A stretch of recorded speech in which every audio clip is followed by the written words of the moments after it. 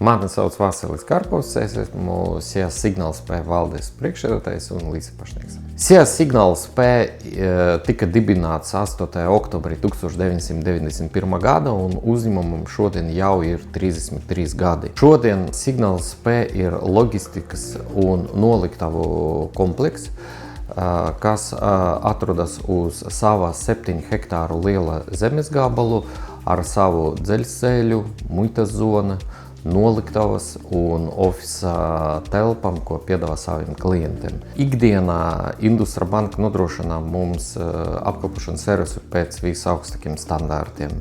Tad, kad mums bija nepieciešams finansējums, tikai Industra banka speciālisti un menedžments atrada laiku, lai iedziļināties mūsu projektā, izvērtēt biznesa būtību un noticēt mūsu attīstības plānam.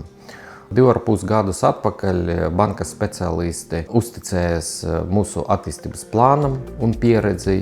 Mēs saņemam finansējumu un šodien mēs esam stabils, peļņu nesošs uzņēmums. Esmu pārliecināts, ka Industra banka ir īsta vieta, kura prot novērtēt jūsu biznesu un palīdzēt realizēt kopīgi plānus.